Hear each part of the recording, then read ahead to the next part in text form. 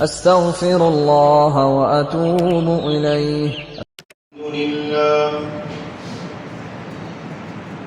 الحمد لله لم يزل عالما قديرا عالما قديرا حيا قيوما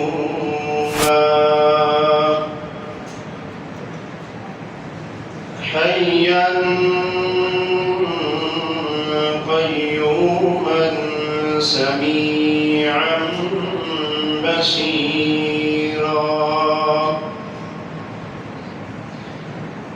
الصلاة والسلام على أرسله إلى الناس أرسله إلى الناس كافة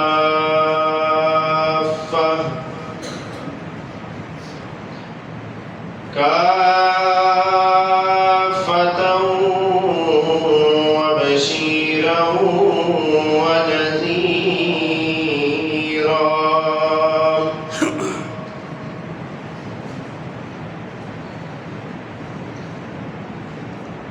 يا أيها النبي إنا أرسلناك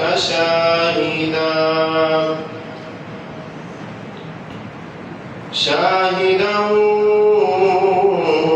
ومبشرا ونذيرا وداعيا إلى الله بإذنه وسراجا منيرا.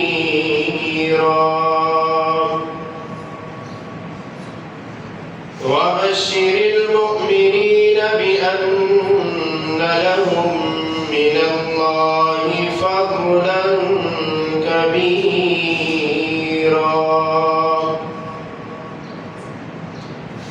وعلى آله وصحبه كثيرا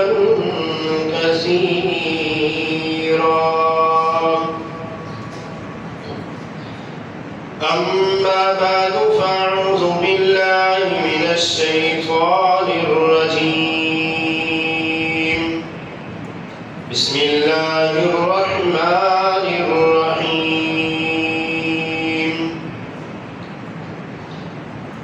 إن أول بيت وضع للناس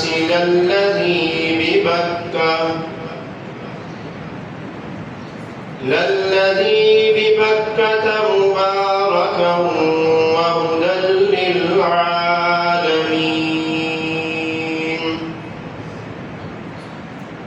فيه آيات بينات مقام إبراهيم ومن دخله كان آمنا. ولله على الناس حج البيت من استطاع إليه سبيلا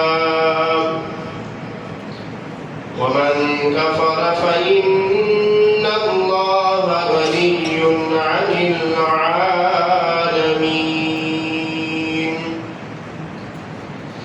صدق الله مولانا العظيم وصدق رسوله النبي الكريم الأمين.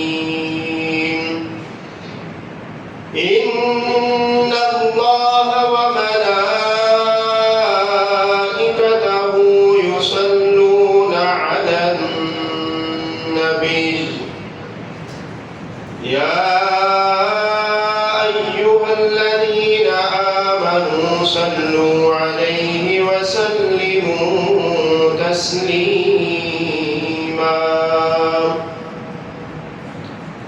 तमाम हज़रात ज़ौक़ के साथ मोहब्बत के साथ दुरूद पाक पढ़िए। अल्लाहुम्मा सल्ली अला मुहम्मद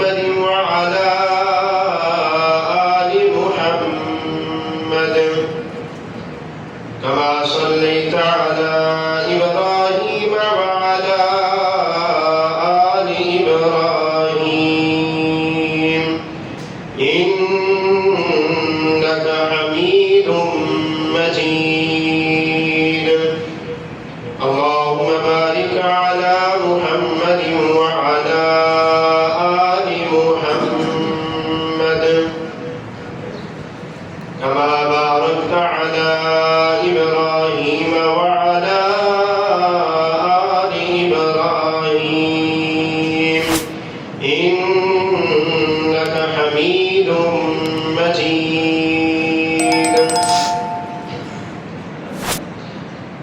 حمد و ثنا کے بعد خالق کائنات کا، مالک کائنات کا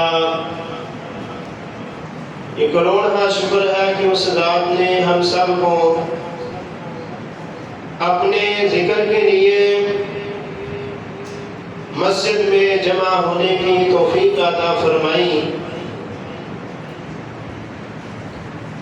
دعا فرمائے کہ اللہ رب العالمین ہمارا آنا، ہمارا یہ ذکر کرنا اللہ رب العالمین اپنی بارگاہ کے اندر قبول و منظور فرمائے.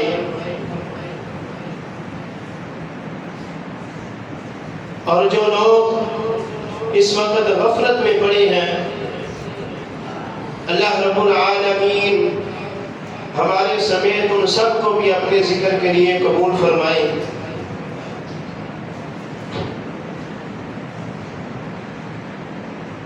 اللہ رب العالمین نے انسان کو اس کائنات کے اندر مبعوث فرمایا، اور یہ سلسلہ ابو البشر سیدنا آدم علیہ السلام سے اس کی ابتدا ہوئی.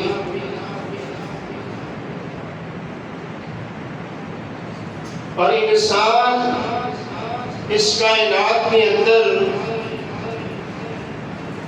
ایک مختصر وقت کے لیے اس کائنات کے اندر آیا،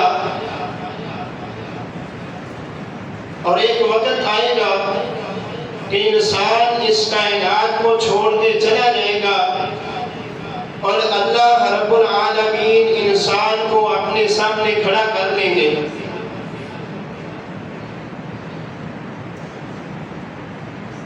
تو انسان کو اس کائنات کے اندر اللہ رب العالمین نے بڑی نعمتوں سے نوازا کہ ہم قدم قدم پہ اللہ رب العالمین کی رحمت کے محتاج ہیں. اور اس کائنات کے اندر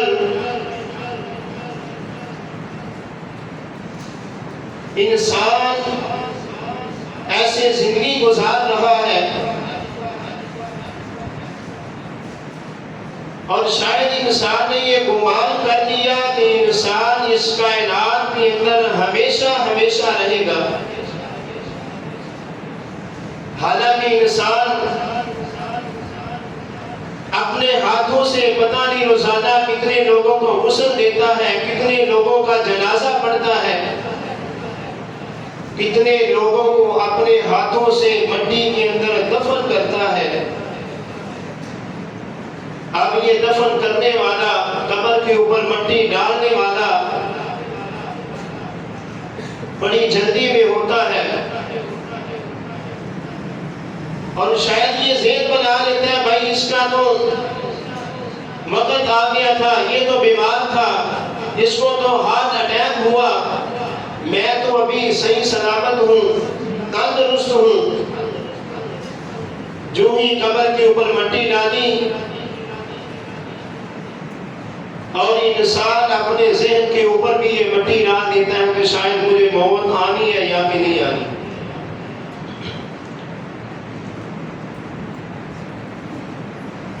اور اس کائنات کے اندر آپ کو مختلف قسم کے انسان نظر آئیں گے. ہیں تو سب بشر، لیکن کسی کے پاس مال زیادہ ہے، کسی کے پاس کم ہے، کسی کے پاس تقوی زیادہ ہے، کسی کے پاس کم ہے. اور اگر انسان کے پاس چند پیسے آ رہے، اب وہ پروگرام بنانے لگتا ہے، اپنے کاروباروں سے کہتا ہے، اپنے بیوی اور بچوں کو تیار کرتا ہے کہ چلو کہیں سیر کرنے کے لیے چلیں.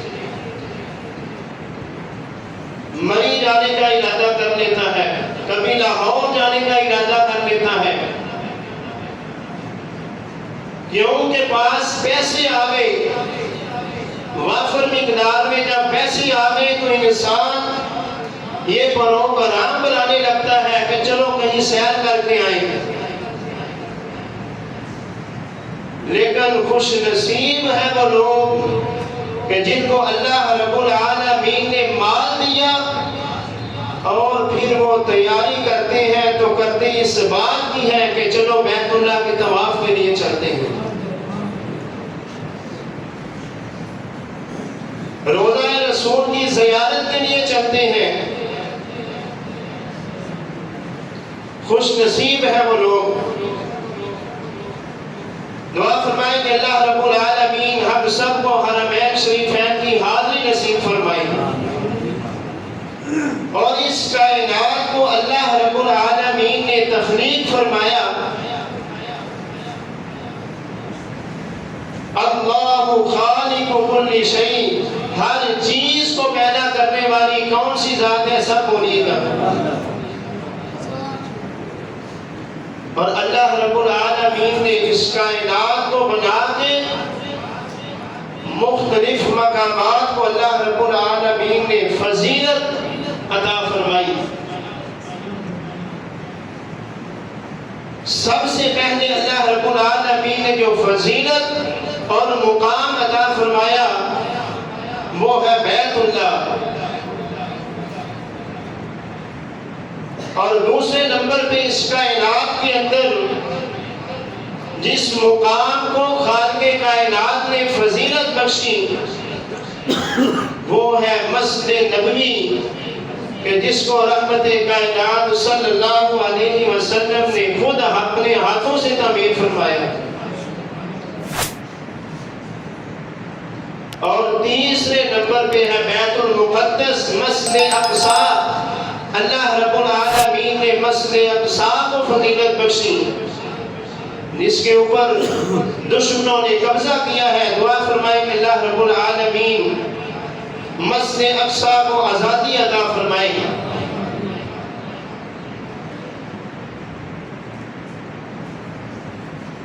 تو اللہ رب العالمین نے ان تین مقامات کو فضیلت بخشی. پہلے نمبر پہ بیت اللہ، دوسرے نمبر پہ مسجد نبوی اور تیسرے نمبر پہ مسجد اقصی.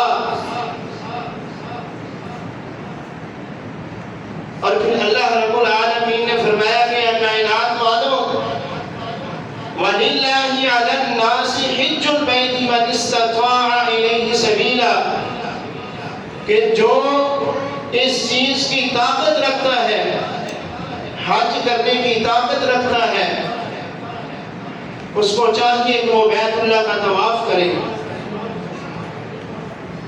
اور اس کی فضیلت اللہ رب العالمین نے بیان فرمائی فیہ آیات بینات مقام ابراہیم، کہ اس میں غور و فکر کرو تمہیں میری واضح نشانیاں نظر آئیں گی، مقام ابراہیم نظر آئے گا.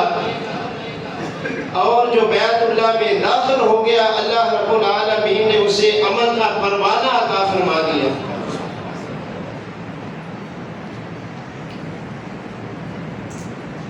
تو اللہ رب العالمین نے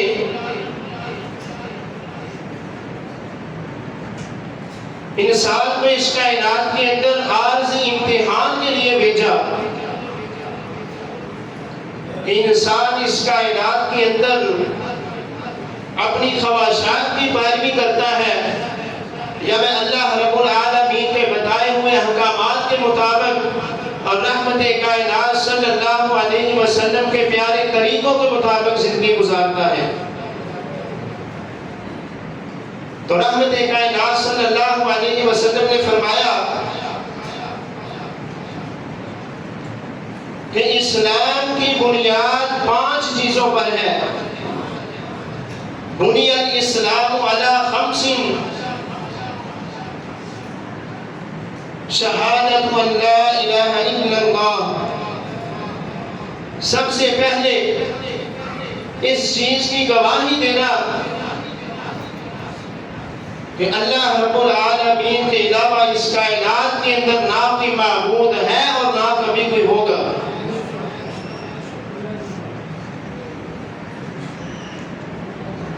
اور اس بات کا اقرار کرنا کہ رحمت کائنات صلی اللہ علیہ وسلم اللہ رب العالمین کے آخری پیغمبر ہیں، اور کلمہ توحید کے بعد اللہ رب العالمین نے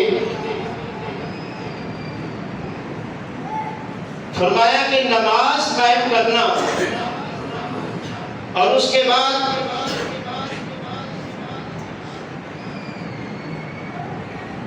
زکوٰۃ ادا کرنا، اور اس کے بعد رمضان کے روزے رکھنا، اور 5ویں نمبر پہ اللہ رب العالمین نے حج کو رکھا۔ رحمت کائنات صلی اللہ علیہ وسلم نے یہ جو بنیاد اسلام علی خمس، اسلام کی بنیاد جن 5 چیزوں پر ہے، اور حج کو 5ویں نمبر پہ رکھا۔ اور دیکھیں کہ حج کی باری 5ویں نمبر پہ ہے، لیکن اس کا اجر و ثواب دیکھیں کہ رحمت کائنات صلی اللہ علیہ وسلم نے فرمایا راجعت یوم ولدتہ امہ، کہ جس نے بیت اللہ کا طواف کیا، حج کیا، اور اس نے اللہ رب العالمین کے احکامات کی فرما برداری کی، اللہ رب العالمین کے احکامات کی نافرمانی نہیں کی، فرمایا کہ ایسا انسان اپنے گھر میں جب لوٹے گا تو اس کی حالت ایسی ہوگی کہ جیسے آج ہی اپنی ماں کے پیٹ سے پیدا ہوا ہے۔ اس کا اجر و ثواب دیکھنے کتنا ہے، کیونکہ اس میں مشقت بڑی ہے، گرمی کا موسم ہو اور بیت اللہ کا طواف کرنا، صفا مروہ کی سعی کرنا۔ اب تو بڑی سہولتیں آ گئی ہیں، لیکن زوجہ ابراہیم کا صفا مروہ پہ دوڑنا وہ یاد کریں۔ اللہ رب العالمین نے فرمایا ان الصفا والمروہ من شعائر اللہ، یہ صفا اور مروہ یہ اللہ رب العالمین کی نشانیوں میں سے ہے۔ اور پھر اللہ رب العالمین نے یہ جو فضیلت بخشی، اور جس جگہ کو خالق کائنات نے پھر نوازنا ہوتا ہے، اس جگہ پہ اپنے کسی نہ کسی محبوب کو بھیج دیتا ہے۔ بیت اللہ کو نوازا تو اس میں اپنے پیارے خلیل کو بھیج دیا۔ اب بیت اللہ کی بنا کو دیکھیں، اس کی تعمیر کو دیکھیں، تو حضرت سیدنا ابراہیم، حضرت اسماعیل علیہ السلام اس کو تعمیر کرنے والے نظر آئیں گے۔ مقام ابراہیم کو دیکھیں، حضرت ابراہیم علیہ السلام کے قدمین نظر آئیں گے۔ صفا اور مروہ کو دیکھیں تو زوجہ ابراہیم ان کا دوڑنا نظر آئے گا۔ زمزم پہ نظر دوڑائیں گے تو حضرت اسماعیل علیہ السلام کا تڑپنا نظر آئے گا۔ جمرات پہ دیکھیں گے تو سیدنا ابراہیم علیہ السلام کا پتھر مارنا نظر آئے گا۔ مینا میں دیکھیں گے تو سیدنا ابراہیم علیہ السلام کی قربانی نظر آئے گی۔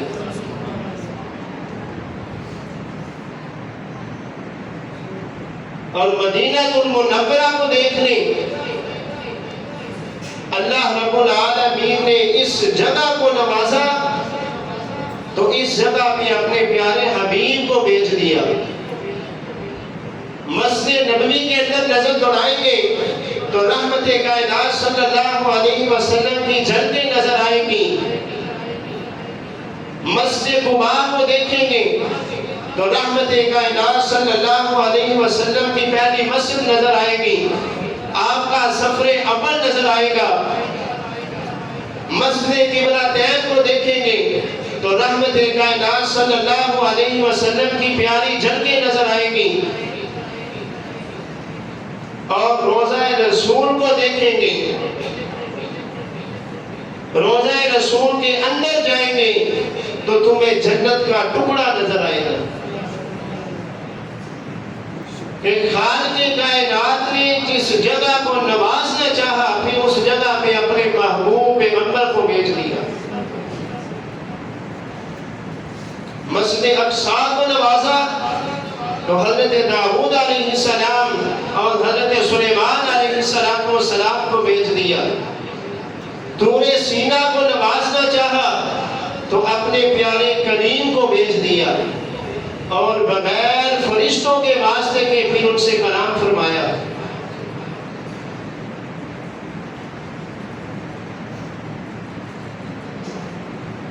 اور بیت اللہ کا طواف کرنا، اللہ رب العالمین آسمانوں سے پھر رحمت کا ایک چھینٹا لگاتے ہیں اور رحمت کا ایسا چھٹا لگتا ہے کہ جو طواف کرنے والوں کے اوپر بھی لگتا ہے اور جو اس وقت ذکر و اذکار میں مشغول ہیں ان پہ بھی لگتا ہے، اور جو ویسی بیٹھی ہیں تھک کے بیٹھے ہیں آرام میں مشغول ہیں، اللہ رب العالمین کی اس رحمت کا حصہ ان کے حصے میں بھی آتا ہے.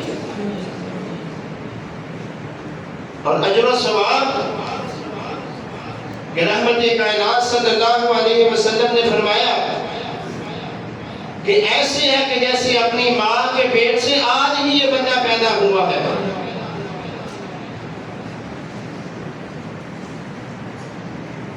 اور اجر و ثواب اس میں کیوں زیادہ ہے کہ حج والی جو عبادت ہے اس میں تینوں قسم کی جو عبادتیں ہیں وہ تینوں اس حج کی عبادت کے اندر شامل ہیں.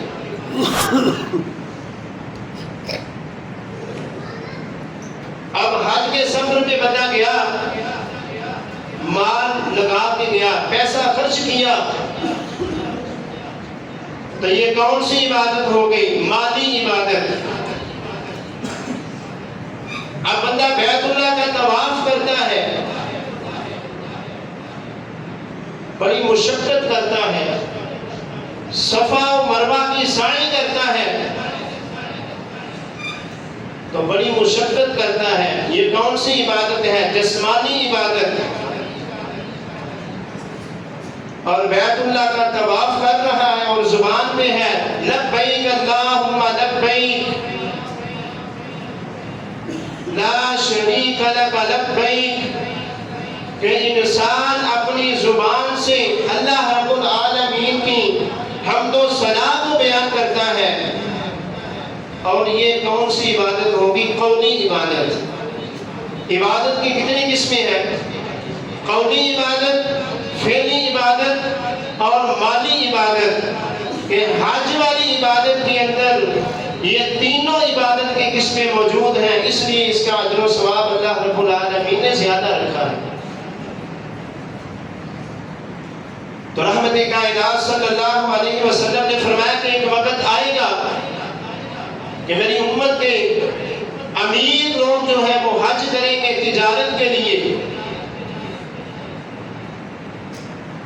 اور ایک وقت آئے گا کہ میری امت کے غریب لوگ حج کریں گے بھیک مانگنے کے لیے، اور علماء حج کریں گے شہرت کے لیے. لیکن یہ جو اجر و ثواب ہے یہ اس حاجی کے لیے ہے، یہ اس عبادت گزار کے لیے ہے. من حج للہ، کہ جس نے حج تو کیا، اس میں پیسہ لگایا، اس میں اپنی جسمانی قوت لگائی، اپنی زبان سے اللہ رب العالمین کی حمد و ثنا کو بیان کیا، رحمت کائنات صلی اللہ علیہ وسلم کی ذات اقدس پہ درود پاک پڑھا، لیکن اس میں اس کے دل میں نیت صرف یہ ہے من حج للہ، صرف اللہ رب العالمین کی رضا مقصد ہوں، یہ پروانہ اس کے لیے ہے. رجا کا یوم ولدتہ امہ، کہ وہ حاجی بندہ حج کرنے والا وہ اپنے گھر میں ایسے لوٹے گا کہ جیسے اپنی ماں کے پیٹ سے آج ہی پیدا ہوا ہے. اللہ رب العالمین اس کو گناہوں سے ایسے پاک اور صاف کر کے رکھ دیں گے.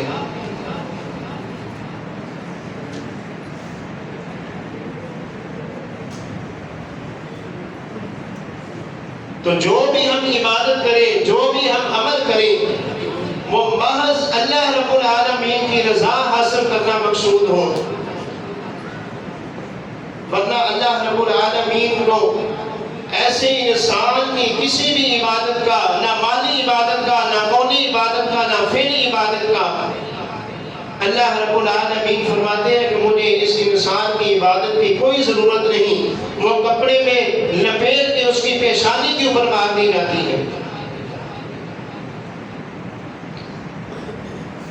اور اللہ رب العالمین نے اس کائنات کے اندر 3 مقامات کو جو فضیلت عطا فرمائی، بیت اللہ کو اور مسجد نبوی کو اور مسجد اقصیٰ کو، مسجد نبوی کے اندر رحمت کائنات صلی اللہ علیہ وسلم کی جھلکیں نظر آئیں گی، اور سب سے زیادہ جو اہم چیز ہے وہ ہے ادب۔ دعا فرمائے کہ اللہ رب العالمین ہمیں حرمین شریفین کا ادب نصیب فرمائے۔ اگر روضہ رسول پہ چلے گئے، دل کے اندر اب ادب نہیں ہے، تو اللہ رب العالمین نے فرمایا کہ ان تحبط اعمالکم، کہ اے پیسہ لگا کے آنے والے، اے جسمانی مشقت برداشت کرنے والے، ان تحبط اعمالکم وانتم لا تشعرون، کہ میں سے انسان کے اعمال کو ضائع کر کے رکھ دوں گا۔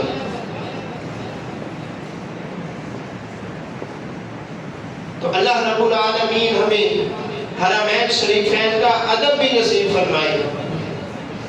تو جو لوگ اس وقت حرمین شریفین کی حاضری کے لیے گئے ہیں، دعا فرمائے کہ اللہ رب العالمین ان کے اس عمل کو اپنی بارگاہ کے اندر قبول و منظور فرمائے، اور اللہ رب العالمین ہمیں بھی حرمین شریفین کی حاضری نصیب فرمائے۔